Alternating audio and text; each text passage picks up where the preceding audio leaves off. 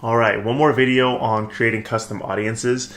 So I want to quickly talk about what a lookalike audience is. A lookalike audience is basically going to leverage Facebook's data and ask Facebook to show you similar users within their demographics and interests. So for instance, you can give Facebook a list of custom user data, which we showed in one of the videos in this module, and then tell Facebook, show me people who are similar to this on the Facebook platform.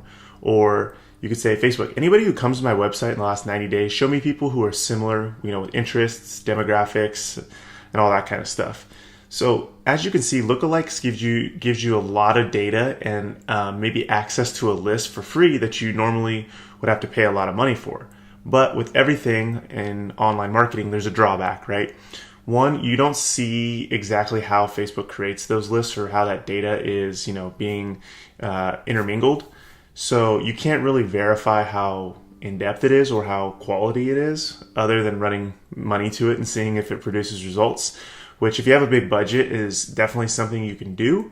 If you're on a little bit tighter budget, I would recommend staying away from lookalike audiences, only because in my experience, I find that it's really easy to show your ad to a lot of people, but they might not be the most targeted, especially in the real estate investor niche. That's a very specific type of lead you're going after on Facebook.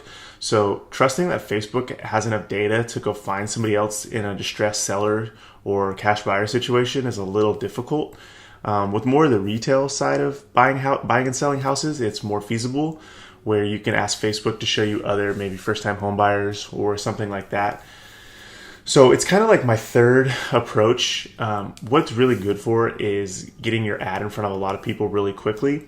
So number one, I would always go with your own data that you have, which is your direct mail list or any kind of list you get from the city or wherever you buy your lists, because that is verified to the best of your knowledge. I mean, it's kind of you can massage the data and look for what you want out of it.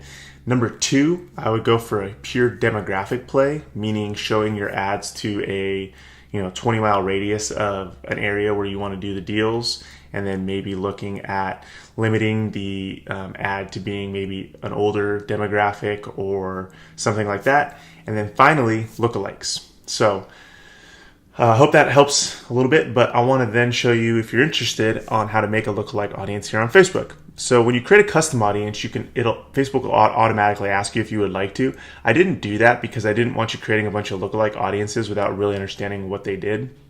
So you can always come here, again, audiences, create audience, lookalike audience, and you can pick the source, which is any of your custom audiences, okay? So this is going to first ask you what page you want the list from. So I'll just pick a random page. Location, you always have to say where you want them to find the data from. And then I'll say my step 2 leads, okay? And then this right here is going to say how many people do you want us to try and find? And the further you get this way, the less and less likely Facebook's data is going to be accurate. So I always keep it at 1. I've never really gone beyond. And right here, it's showing you that there's going to be 2.1 million people, which is a huge number, which might excite you. But if you run an ad to this, your budget will go pretty quickly. And again, I mean, if you're for me in the Vancouver market, I'm not going to be able to reach 2.1 million people because that's not enough people. There's not that many people that live here. So this audience, and then in my ad set, I say, but just show it to the people in Vancouver. So that's obviously going to maybe be a subset. So I say that just because you might still have to add on your lookalike, your custom audience, a demographic audience. You kind of have to use them in concert to get to those numbers so you can show it to 1,000, 10,000, however many people you need to make your numbers work, okay? And then finally, you just go ahead and click Create Audience. You don't have to name it because it takes the name of your custom audience and then just adds lookalike. So right here, this is telling me it's too small. I haven't ran any traffic to that site in a long time. So, any of these sites would work, and then you just create a custom audience based on the lookalike.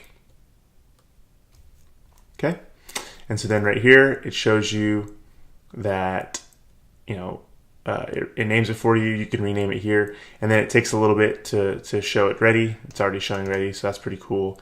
It's saying it's fewer than 1,000 people, but sometimes this just takes a little bit to update. So what I would always encourage you to do to test this is actually go try and run an ad. If it lets you run an ad, then you're fine. If not, it'll give you an error message telling you, why you can't do it. Okay, so that is how to create lookalike audiences in Facebook and some of the reasons why I would and would not run lookalike audiences in my campaigns. And we'll see you in the next video.